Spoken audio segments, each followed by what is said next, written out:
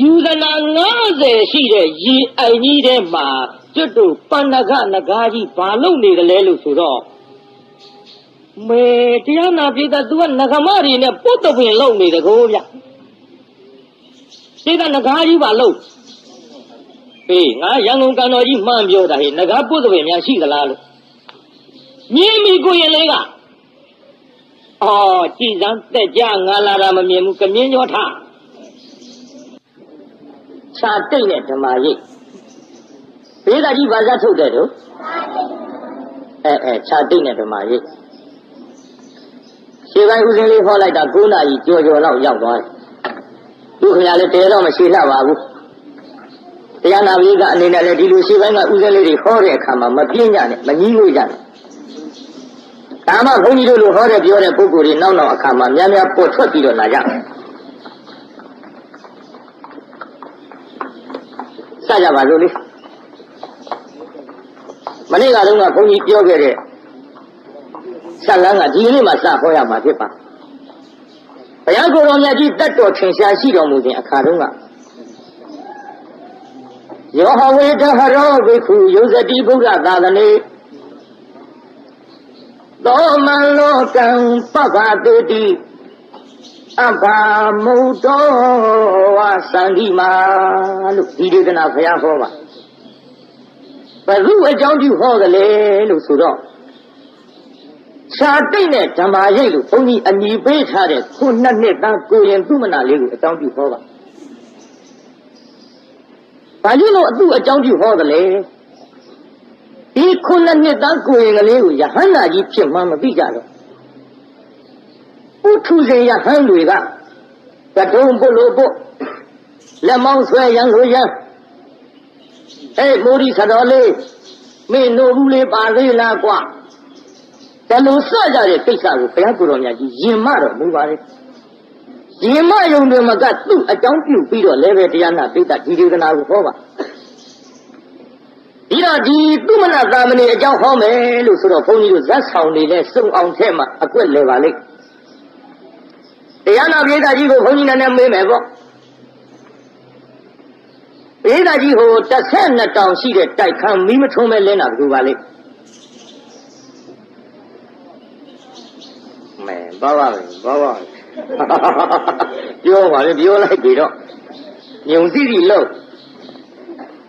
ပိဋကကြီး12တောင်ရှိတဲ့တိုက်ခန်းနဲ့မီးမထုံးမဲ့နဲ့လင်းတာဘယ်လိုပါလိမ့်ဒကမတွေကလည်းသူတို့ပဲဆွဲသွားပပပတိပါဗျာဒကာတွေကလည်းရောလိုက်သွားတယ်ပပပတိတဲ့နည်းနည်းလေးစဉ်းစားနားထောင်နော်ပပပတိကခုနှစ်ဆောင်တိုက်ခန်းမီးမထုံးမဲ့လင်းတယ်အခုဘုန်းကြီးမဲနေတာက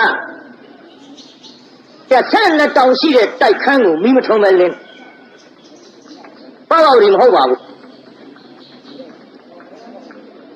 ရှင်အနုယုဒ္ဓမင်းသားလို့ဒီလိုခေါ်ပါတယ်ခမင်းဖြစ်ရာအရက်ကိုမသိတဲ့မင်းသား4 ယောက်ထဲမှာပါဝင်ခဲ့တဲ့ရှင်အနုယုဒ္ဓမင်းသားဒီတော့အနုယုဒ္ဓမင်းသားဘဝတွေကိုရှောက်ဟောနေမယ်ဆိုရင်သူမနာဇတ်လန်းနည်းနည်းလေးနောက်သွားပါလိမ့်အဲ့ဒီအနုယုဒ္ဓကျွတ်တို့ခတ်တုတ်ပဲပေါ့ယဟန္တာဖြစ်လိုက်ကြပါစို့ရှင်အနုယုဒ္ဓယဟန္တာကြီးလို့နေလတစုထင်ထင်ရှားရှားနဲ့ဘုရားဘာသာဝင်တိုင်းကြားဘူးကြပါအဲ့ဒီရှင်အနုယုဒ္ဓကဘယ်နေရာမှာဣတရက်ရတယ်လဲလို့ဆိုတော့ဘုန်းကြီးတို့ဒိဗ္ဗစက္ခုအရာမှာဣတရက်ရဒိဗ္ဗစက္ခုဆိုတာဒိဗ္ဗကနတ်စက္ခုကမျက်စိနတ်မျက်စိကဲ့သို့ဖောက်ထွင်းပြီးတော့မြင်နိုင်တဲ့နေရာမှာတော့ရှိသားတော်ငါရဲ့သားတော်ကြီးအနုယုဒ္ဓအမြတ်ဆုံးပဲလို့ဣတရက်ပေးစာလိုပေါ့ဗျာမြန်မာလိုပြန်တော့ယာရုပေးလိုက်နတ်မျက်စိအရာမှာငါဘုရားအောက်သူအမြတ်ဆုံးအဲ့ဒီရှင်အနုယုဒ္ဓယဟန္တာကြီးဒီကနေ့တော့တရားနာပိဋကနိရောဓသမဘာမှာအထစစ်တို့ကျေးဇူးရှင်ရှာရပြီကိုသူ့ရဲ့အတိတ်ဇာတ်ကြောင်းလေးပြန်ပြောင်းပြီးတော့ကြည့်လိုက်တော့ငါပြီလွန်ခဲ့တဲ့နောက်ဘဝကအ ဘာရလို့ခေါ်တဲ့သမင်းအိုဒန္ဓမရဲ့သားဖြစ်ခဲ့ပါလားမှန်တော့အနဘာရတဲ့အဲ့ဒီသမင်းအိုဒန္ဓမရဲ့သားဖြစ်ခဲ့စဉ်အခါတုန်းကငါဒီသူမနာတထေကြီးထံမှာမိခိုးခဲ့တယ်သူမနာတထေကြီးရဲ့ထံမှာမိခိုးပြီးတော့စတော့လာရမှတနေ့တနေ့ကြတော့အနဘာရဒီသမင်းစားမလို့ဆံလုံးပြီးတောင်ဟုတ်ရှာပါဘူးဆင်းရဲသားဆိုတော့သကွဲသမင်းလေးအဲ့ဒီသကွဲသမင်းလေးကိုစားမလို့ဟန်ပြင်းနေတော့ပြုံးနဲ့ပြစ္ဆေကဗုဒ္ဓအရှင်မြတ်ကြွလာပြစ္ဆေကဗုဒ္ဓအရှင်မြတ်ကြွလာတော့ဟာပြစ္ဆေကဗုဒ္ဓအရှင်မြတ်ကြွလာပါဖြစ်လားဟဲ့အနဘာရမင်းအခုဒီဘဝမှာဆင်းရဲဆံလုံးမပြီးတဲ့သကွဲသမင်းကိုမင်းစားရမင်းပါပြုလို့ဆင်းရဲတယ်လေအကြောင်းရှာလိုက်တော့ပုပ္ပေစကတပုံညတာဆိုတဲ့ဒါနစက်ကြီးမင်းပြက်လာခဲ့တယ်နောက်ဘဝကမလှူခဲ့လို့ဒီဘဝမှာမင်းဆင်းရဲတော့ဒီဘဝမလှူပဲနေလို့ရှိရင်ဒီဘဝကသေပြီးတဲ့ဟိုဘက်ဘဝကြရင်မင်းကုန်းကောက်စရာတောင်ရှိမှာမဟုတ်ဘူးအနာဘာသာမစားနဲ့ဒီတလတ်စာလေးကိုမင်းမစားပဲနဲ့ပြစ္ဆေကဗုဒ္ဓအရှင်မြတ်အား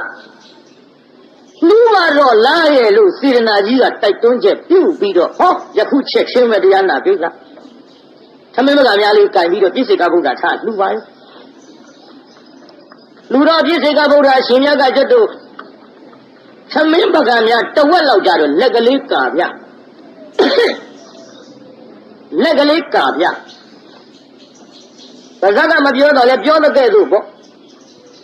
အနာဘာရငါအကုန်လောင်းလိုက်လို့ရှိရင်မင်းစားကြရရှိမှာမဟုတ်တော့ဘူးမင်းစားဖို့တဝက်လောက်ချန်အောင်တော့လို့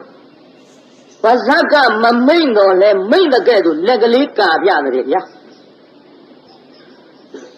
ဒီနေရာမှာတရားနာပိဋကကြီးနည်းနည်းလေးသဘောပြည့်ပြည့်ဝဝနဲ့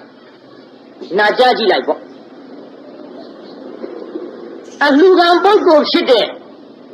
သံဃာတော်များသည်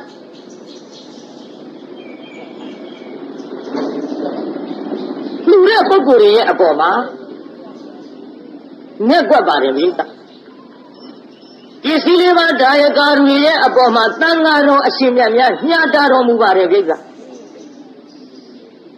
ဒီထဲတချို့ကသမန်ငါရှံငါနဲ့သံဃာတွေကိုဘယုတ်ဒုက္ခပြောမဲတချို့ကမြန်ဘုန်းကြီးတွေလူကိုတွေလောက်ချင်နေအလကားပဲ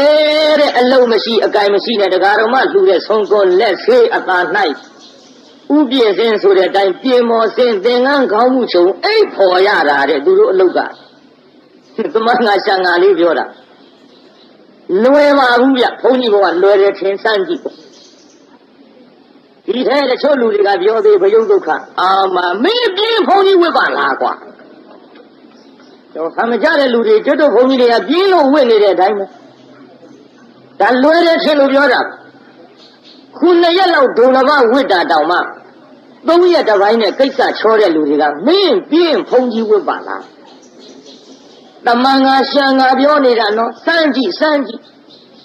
ဘုန်းကြီးဘဝအစားချောင်လို့အလုံးမလုံးရဘဲနဲ့စားအိတ်နေရတာလွဲကူးတဲ့ထင်လို့ရှိရင်ဗမာပြည်ပဲယောက်ျားတွေရှိတော့မှာတော့ဘုန်းကြီးကြီးဝတ်ကုန်မှာပေါ့လွယ်ပါဘူးဗျ။ကဲယောက်ျားတွေဘုန်းကြီးကြီးအကုန်ဝတ်ကုန်တော့ကဲမိန်းမတွေဒုက္ခရောက်ပြီလားတဲ့။ကဲဘုရားရှာကျွေးမလို့တချို့ဘုန်းကြီးဘဝလွယ်တယ်ထင်လို့တမန်ကဆံကပြောနေတာ။တရားဓမ္မတွေလှူတဲ့ဆုံးကုန်းကိုဖုံးပေးနေရတဲ့တန်ဃာတော်အရှင်မြတ်တွေမှာကြည်အောင်လုပ်နိုင်မှတော်ကားကြပါကြည်အောင်မလုပ်နိုင်ရင်တန်တွေတန်သေးစားရတာနဲ့အတူတူပဲကြရှင်းရှင်းပြောရရင်တရားဓမ္မလှူတဲ့ဆုံးကုန်းကိုစားပြီးကြည်အောင်မလုပ်နိုင်ရင်အစိတ်စားရတာနဲ့အတူတူပဲဘုန်းကြီးကလွယ်တယ်မထင်နဲ့လူတွေသိရင်သပိတ်သွတ်လို့ရတယ်ဗျဘုန်းကြီးသိရင်သပိတ်သွတ်မရကျူးဆိုသွားတာဘယ်သွားတာတော့မအောင်မေးနဲ့သွားတာပဲသွားတာပဲလို့တော့မှတ်ပေါ့ မကြည့်ရင်တော့မလွယ်လုံးလို့တရားနာပြိဿကြီး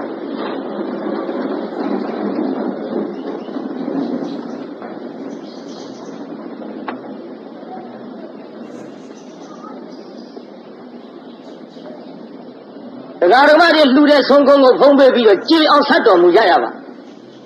စာသိရင်သိစာမသိရင်စာချစာမချရင်တရားအားထုတ်တရားအားမထုတ်ရင်တရားဟောဒီလုံးတွေတစ်ဖက်ဖက်ကတော့လုံနိုင်မှဘုန်းကြီးကတော်တာကြကျွတ်တော့ကြားမှုတဲ့သကပုံလေးနဲ့ပြောရမယ်ဆိုရင်အတော့တောင်ကျက်သိမ်းထပြကောင်းရွာတရွာနဲ့တရားနာပိဿကြောင်းပေါက်မှာလှဲနဲ့နွားနှစ်ကောင်ဘဝကြီးမယုံနိုင်တော့လှဲသမားကရိုက်တယ်ဗျတအားရိုက်တော့ဘုန်းကြီးကနွားတွေတနာလို့ထွက်ပြီးတော့ပြောတာပေါ့လေအမှန်တော့ရှာရှည်လိုက်တာပေါ့ရှာရှည်တော့လေကျွတ်တို့ရှာခောက်တဲ့လူနဲ့တွေ့တော့ငါးပါးမောက်တာပေါ့ဟဲ့တကားအားလုံးကတော့ရိုက်လှကြီးလားကွာမယုံနိုင်ဘူးလို့လူလိုလည်းမပြောတတ်ဘူးဟာအတော်သိရိုက်ပါခင်ဗျကျုပ်နာလှကြီးရဲ့လူလည်းပြန်ပြောတတ်ဘူးကွာလူကိုလည်းအတန်ထွက်အောင်တနာအောင်ငူမပြတတ်ဘူးကွာမယုံနိုင်လို့ပါကွာငါရှိရဲ့ယုံနေတဲ့တကုန်းကုန်းနဲ့သိမရိုက်ပါနဲ့ဘုန်းကြီးကတနာလို့သွားပြောတကားကဘာပြန်ပြောတယ်ထင်ကိုတော့ရိုက်မှာပေါ့တဲ့နောက်ဘဝတုန်းကသင်္ကန်းဝစ်သူရဲ့လှူတာတွေစားပြီးစိတ်ကလေးမှမစိတ်ခဲနဲ့ကဲကြည်သားများဘလောက်နာတော့ဒါကြောင့်ယဟန်ဘဝကိုတမန်ငါရှာငါလေးနဲ့အချောင်စားပြီးအိတ်နေလို့ရတဲ့ဘဝတော့မထင်နဲ့တကားတို့လွဲလဲထင်ရင်တော့ကျွတ်တို့မှားကျင်တာကစမ်းကြည့်ကြတော့ဒါပဲမှားခဲ့ပါရစေမနေ့ကလည်းဒီကိစ္စတွေတော်လေးပြောခဲ့ပါပြီယဟန်ဘဝနဲ့ပတ်သက်ပြီးတော့ကြည့်တရားနာပြိဿမငိမ့်ညာဘူးလို့မထင်ကြပါနဲ့အခုအလူကံပုဂ္ဂိုလ်ဗျပြစ္ဆေကဗုဒ္ဓဆိုတာနှစ်သိန်းချင်းနဲ့ကဘာတသိန်းဖြစ်မှဖြစ်တော်မူတဲ့ဖရာဗျဖယငယ်ပေါ့တဝက်လောက်လက်ကပြတယ်ဗျညာတော်မူလိုက်ပုံကငါအကုန်လောင်းရင်နဲ့မြင့်ဖို့မကြံမဲနေလိမ့်မယ်ဆိုပြီးလက်ကပြအဲ့လိုလက်ကပြတော့အနာဘာရကမှန်လားပါဗျာတဲ့အရှင်ဘုရားတပည့်တော်ငဲ့ညာတော်မမူပါနဲ့ဗျာလူကုန်လေးနော်တပည့်တော်ငဲ့ညာတော်မမူပါနဲ့ဗျာတပည့်တော်ဒီနောက်ဘဝကဒီလူမလှူခဲ့လို့ဒီလူဆင်းရဲတဲ့ဘဝရောက်ရပါဗျာနောက်တန်တရားအတွက်ဆင်းရဲတွင်နဲ့မှာကိုတပည့်တော်ကြောက်လာပါလို့ဖြင့်အရှင်မြတ်အားလှူဒန်းရခြင်းပါဗျာဟောဒီထမင်းတယောက်စာလေးကိုအရှင်ဘုရားနဲ့တပည့်တော်မျှပြီးတော့ဖုံးပေးကြစားကြမယ်ဆိုရင်အရှင်ဘုရားလည်းမဝတပည့်တော်လည်းမမျှဖြစ်ပါလိမ့်ဗျာဒါကြောင့်အရှင်ဘုရားဒီလောကအတွက်မငဲ့ကွက်ခဲနဲ့တပည့်တော်အားတန်တရားအတွက်ချီးမြှောက်တော်မူပါဗျာလို့ဒီလိုလျှောက်ပြီးအကုန်လုံးလောက်လူပုံလေးနဲ့မှတ်ကြနော်ဒီဘဝအတွက်မချီးမြှောက်ပါနဲ့ဗျာတန်တရားအတွက်ချီးမြှောက်တော်မူပါဗျာလို့ဒီတိုင်းလျှောက်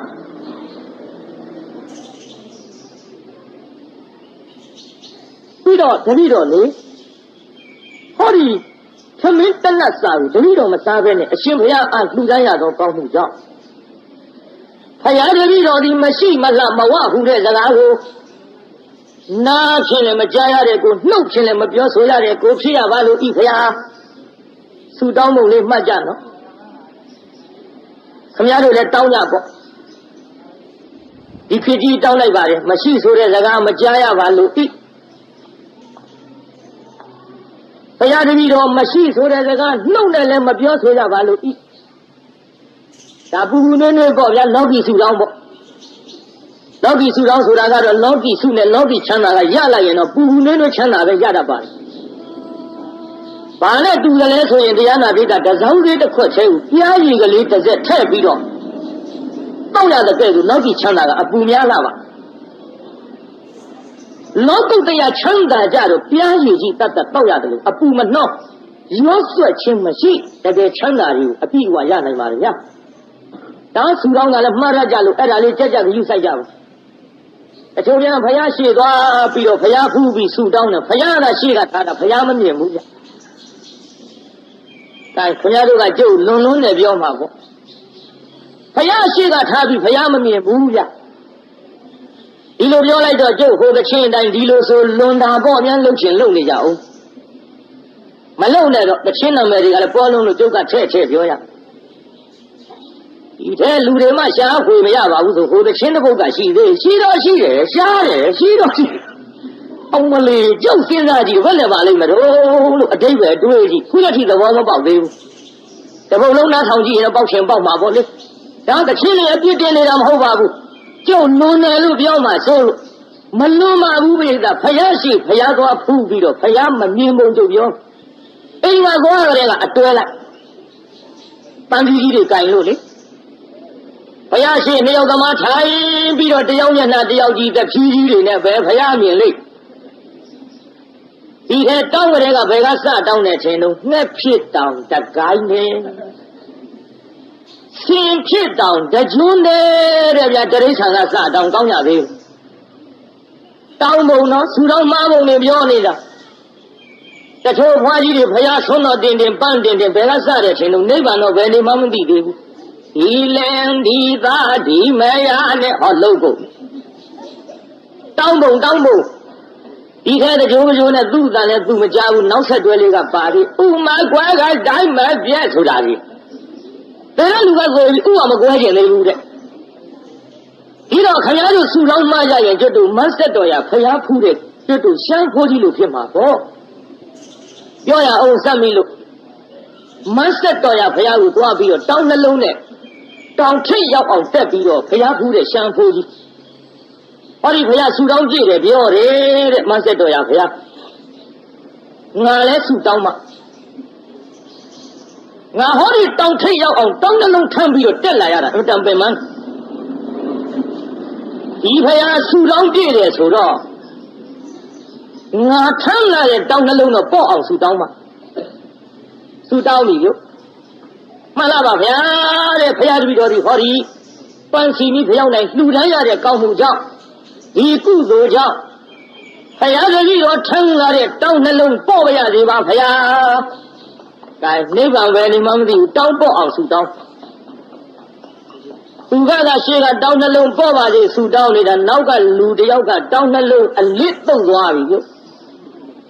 ဒါခိုးသွားပြီပြန်လာပြီးကြတော့တောင်းနှလုံးထမ်းမလို့လှဲ့ကြည့်လိုက်တော့ဟုတ်ဗျာဘယ်လိုငါတောင်းနှလုံးမရှိတော့ဘူးတန်တော့ဒီဖယားဆူတောင်းပြည့်တယ်ဆိုတာဟုတ်တယ်ဒါဖယားတကူကြီးချင်းတော့တခိုးခိုးပဲရအဲ့ဒါလေးဆူတောင်းပြည့်လိုက်တာမှထိုင်ရမရှိအောင်တော့ပေါ့တယ်ဖယားပါလားနော်ဆူတောင်းပြည့်သွားဒါပေမဲ့လို့လေတရားနာပိဋကပစ္စည်းကုန်တော့ဖယားပြန်ပြီးတော့လွန်တယ်လို့အပြစ်တင်ရတယ်ဗျဘယ်လိုအပြစ်တင်နေခြင်းလုံးတောင်းနှလုံးလူခိုးသွားတော့အမလေးလွန်သနော်ဘာတဲ့နောက်ကမန်းရွှေဆက်တော်ဆိုပါလားဗျအဲ့ဒီကစပေါ်တာပေါ့လွန်မန်းရွှေဆက်တော်ဆိုတာတောင်းနှလုံးအခိုးခံရလို့ဆူတောင်းကြည့်တာလွန်လှကြီးရဲ့လားလို့အပြစ်တင်နေဗျဒါကြောင့်တရားဓမ္မတွေပစ္စည်းကုန်လူပန်းဖြစ်မှဆိုရင်လို့အနာဘာရသမင်းတနတ်စာလေးလှူပြီးတော့ဆူတောင်းပုံလေးအာယုစိုက်ထားနော်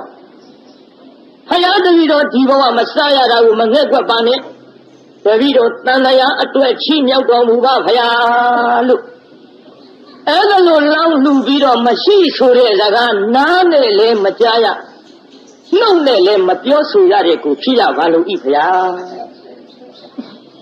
အရှင်ဖယားတို့သိမြင်တော်သစ္စာလေးပါးတရားကိုသိမြင်ရပါလို့ဤဖယားလို့အဲ့ဒီဆုတောင်းဒီဆုတောင်းလိုက်တော့ပြည့်စိတ်ကဗုဒ္ဓအရှင်မြတ်ကဧစီတံပတိတံတုံရှံခိပ္ပါမေဝဟာသမိတ်တူသင်လူတွေအတိုင်းပြည့်စေဆိုပြီးတော့ဆုပေးလိုက်ပါရောဗျာတရားနာပိဋကအဲ့ဒါလို့ဆုပေးပြီးပြည့်စိတ်ကဗုဒ္ဓအရှင်မြတ်ပြန်ကြွသူမိခိုခါစားနေရတဲ့သူမနာတထေကြီးထိချက်ဆောင်နတ်ကတာဓုခေါ်ရောပြုတာဓုလို့သုံးချိန်ခေါ်လိုက်တော့သူမနာတထေကြီးကြဟောကြည်စမ်းဘယ်နဲ့တော့ငါပိတ်မှန်ဆောင်တဲ့ထိချက်ဆောင်နတ်သည် ငါကုသိုလ်ကောင်းမှုတွေမြောင်များစွာပြုလာခဲ့တာသူပဲများအိပ်ပျော်နေပါလေငါပြုတဲ့ကုသိုလ်ကြီးသူကအခုမှထပြီးတော့သာဓုခေါ်ပါဘောလားသူကုသိုလ်သာဓုခေါ်တယ်ထင်တာနော်ဟိုကမဟုတ်ဘူးဗျတဏ္ဍလူတဲ့ဆင်းရဲသားလေးကုသိုလ်သာဓုခေါ်နေဟဲ့ထိချက်ဆောင်နာအပင်ငါပြုတဲ့ကုသိုလ်တွေအခုမှသိလို့ခုမှသာဓုခေါ်သလားကိုဗျဒီလိုမေးလိုက်တော့ထိချက်ဆောင်နာကတည်းတဲ့တင်ပြုတဲ့ကုသိုလ်ငါသာဓုခေါ်သည်မဟုတ်ငါဒီလှူနိုင်ခဲ့တဲ့တဏ္ဍကိုမစားဘဲနဲ့လှူတဲ့အနာဘာရရဲ့ကုသိုလ်ကိုငါသာဓုခေါ်တယ်ဒီလိုပြောလိုက်တော့တည်းနောက်ကောက်ကျသွားတာပေါ့ဟာကြည်စမ်းမှာငါတည်းလှူတဲ့ကုသိုလ်ကိုသာဓုမခေါ်ဘဲနဲ့ရှင်ရသာလှူတဲ့ကုသိုလ်ထမင်းတဏ္ဍသာဓုခေါ်တယ်ဆိုတော့ငါကုသိုလ်ရဲ့မြတ်လို့ဖြစ်မှာပေါ့ငါကုသိုလ်ရဲ့မြတ်လို့နေမှာပေါ့ဒီတိုင်းဆိုရင်ငါဒီတိုင်းမနေနိုင်တော့ဘူးဟောဒီအနာဘာကလှူတဲ့ကုသိုလ်ကိုငါတဝက်ခွဲယူမှာမှတ်ကြနော်တရားဓမ္မတွေသူများလှူတဲ့ကုသိုလ်တဝက်ခွဲယူပုံလေးကြုတ်ပြောမလို့ခင်ဗျားတို့ပြောနေကြပါရဲ့ဗျတာဓုခေါ်ကတဝက်ရတယ်တာဓုခေါ်တာကလည်းပဲစေရနာနဲ့ခေါ်မှတဝက်ရမှာကောင်းတယ်လှူနိုင်ပါစေတတ်နိုင်ပါစေသာသနာတော်ကြီးကြီးပေါ်အောင်ပြုစုနိုင်ပါစေဒီစေရနာတွေနဲ့တာဓုခေါ်ရသူများခေါ်လို့ရောနှောပြီးအမလေးဘယ်နှသောင်းကုန်လှူတဲ့တာဓုဝိจิတန်းကြီးကိုတာဓုခေါ်တာသူများနှစ်သက်အောင်လောက်နဲ့လောကကိုငဲ့ပြီးတော့ခေါ်တဲ့အတ္တဒီလောကဒီပတေယဆိုရင်တော့ဘုရားတို့တာဓုသိဟန်ကြမယ်မဟုတ်ပါဒါတော့အခုကြည့်ရကုသိုလ်တဝက်ခွဲယူပုံလေးကြုံပြောတော့အာနာပါဒလာစားအာနာပါဒတစ်သေးရှိရောက်ဒူးလေးတုတ်ထိုင်အမောင်အာနာပါဒခင်ဗျာမင်းဘာကုသိုလ်ပြုကြလဲဟိဟာတတိမင်းကျွန်တော်ပြည့်စုံကဗုဒ္ဓအရှင်မြတ်အထမင်းတနတ်စာလေးလှူလိုက်ပါတယ်ခင်ဗျာအေးကောင်းလိုက်တာကွယ်ဘုရားလည်းမင်းငါပြောရအောင်မင်းရှင်းရတဲ့လူဆိုတော့မင်းကုသိုလ်ငါအမျှဝေပါလားကွယ်ငါတာဓုခေါ်ခြင်းလို့မင်းငွေတရားပေးပါမယ်အတပြားတရားရဲ့ဗျအဲ့တော့ရှင်ရကအနာဘာရကမျက်လုံးလေးပြုကြည့်မရောက်နိုင်ပါဘူးခင်ဗျာကျွန်တော်ကုသိုလ်ငွေတရားယူပြီးတော့ခင်ဗျာတာဓုခေါ်ရအောင်အမျှဝေရောက်လိုက်လို့ရှိရင်ဖြင့်ကျုပ်တဏ္ဍစာလှူတဲ့ကုသိုလ်လေးရော့သွားမှဖြင့်ဟိုကွယ်ကမင်းက200ပေးမဟိမရောက်နိုင်ပါဘူးခင်ဗျာ300ပေးမဟိဘာတာဓုခေါ်ခြင်းလို့ပါကွရောက်နိုင်ပါဘူးခင်ဗျာတန်ပြေးတာတာဓုသေးတက်သွားတာ300တောင်ဖြစ်400ကွာရောက်ပါဘူးဗျာ900ဟိမရောက်မရစေနဲ့ခင်ဗျာတက်သွားလိုက်တဲ့တာဓုသေးတရားနာပြေးတာ600 900 800 900အနာဘာရ1000กว่าပြေးတာကြီးဘယ်လောက်တဲ့တော့ကဲတာဓုသေး1000ကြီးတက်သွားငွေ1000ဆိုတော့အနာဘာရမျက်လုံးဆင်းရဲသားဆိုတော့ကလေးဖြစ်လာ1000နဲ့နေဘူးဟာ1000ဆိုနေဘူးဟာဆင်းရဲသားဆိုတော့မျက်လုံးလေးပြူးထွက်တထဲမင်းနေပါဦးခင်ဗျကျွန်တော်လိုက်ပြီးတော့ရှောက်ပြရစီခင်ဗျပြည့်စိကဗုဒ္ဓနောက်တအားလေးအပြေးလိုက်ပြီးတော့ရှင်မယားအနာဘာဒဘာတော့ဟဲ့တပည့်တော်အရှင်မယားလှူလိုက်တဲ့ထမင်းတနတ်စာကိုအမျှဝေပါတဲ့ရောင်းပါတဲ့ခင်ဗျတာဓုခေါ်ကြလို့ငွေ1000ပေးမတဲ့ခင်ဗျအနာဘာဒအမျှဝေပြီးတော့ငွေ1000ယူလိုက်ပေါ့ကွယ်အိုးဖရာတော်ကြာတပည့်တော်လှူတာလေးရော့သွားမှဖြင့်အနာဘာဒမရော့ဘူးကွယ်မင်းကဥပမာပြောမဟဲ့မင်းအိမ်ရင်နံကြီးမိဘကလေးထုံးလိုက်စမ်းကွာထုံးပြီးပါပြီဗျစိတ်ထဲကထုံးလိုက်စမ်းဟဲ့မင်းရင်နံကြီးမိဘကလေးကိုတပါးသောအိမ်ကမိခွက်တစ်ခုနဲ့လာပြီးတော့ညှိကူးယူလိမ့်မကွယ် မိရင်နာစီမိခွက်ထဲကလူတယောက်ကလာပြီးမိခွက်တစ်ခုနဲ့ညှိယူသွားတော့မင်းမိခွက်မိတော့ရော့သလားဟိ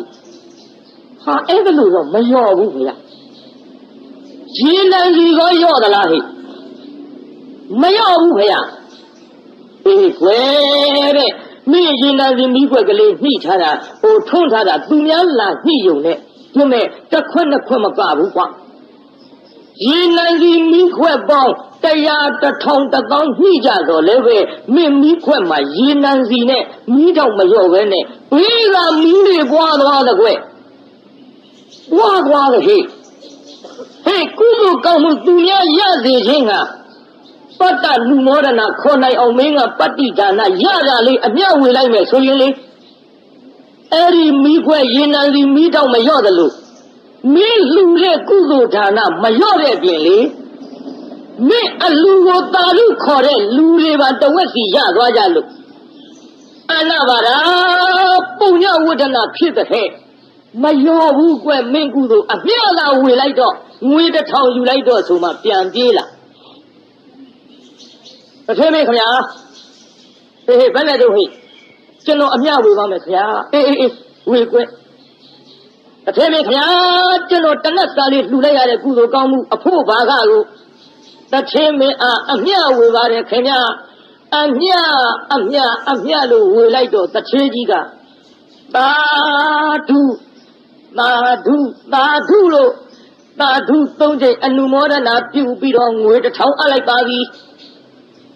မကြနော်မျိုးသူမျိုးသားတွေကျုပ်နည်းနည်းလေးမှားခဲ့ရအောင်မယ်လင်းနေမရဆိုတာအိမ်မှာအမြဲတမ်းမနေနိုင်ကြဘူးအိမ်မှာအမြဲတမ်းမနေနိုင်လို့မန္တလေးကတက္ကကြီးတယောက်ခရီးသွားဆိုကြပါစို့ခရီးသွားတော့မန္တလေးကဟောဒကမာကြီးတယောက်ကတန်ဃာတစ်ပါးအခန့်တင်လို့ဆုံးကတ်လိုက်တယ်ဆိုကြပါစို့ဗျာခရီးသွားနေတဲ့ဒကာကြီးမသိဘူးဗျို့မသိတော့သူ့စေတနာမပေါ်ဘူးဗျအဲ့ဒါလင်းသားပြန်လာတဲ့အချိန်ခါမှာတော်မရှိတော့ကျုပ်တန်ဃာတစ်ပါးအခန့်တင်လို့ဆုံးကတ်လိုက်ရတယ်ကျုပ်ပြုတဲ့ဆွမ်းဒါနအင်းကြီးရှင်အမျှဝေပါတယ်အမျှတော်အမျှလို့ဆိုမှဟိုကပြန်လာတဲ့လူကြီးကသာဓုလို့3ချိန်ခေါ်ပြီးစေရနာပေါ်မှာဒီကုသိုလ်လင်သားရတယ်ဗျဓမ္မတွေမှတ်သွားကြဒကာတွေလည်းထိုနည်း၎င်းပေါ့အမျှဝေကြ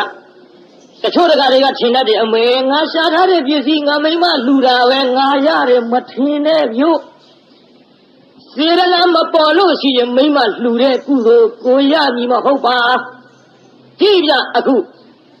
အနောက်ပါကလှူတဲ့ကုသိုလ်ကိုအမျှဝေလိုက်တော့ဟိုကတာဓုခေါ်ပြီးတော့တဝက်ယူပြီးငွေ1000အပ်လိုက်ပြီဗျအဲ့ဒါလိုငွေ1000အပ်လိုက်တဲ့ကိစ္စဟောကျွတ်တို့ယဟန္တာကြီးဖြစ်နေတဲ့အချိန်ခါမှာဒိဗ္ဗစက္ခုအရာမှာဧတရက်ရတဲ့ရှင်အနုယုဒ္ဓမထေရကြီးက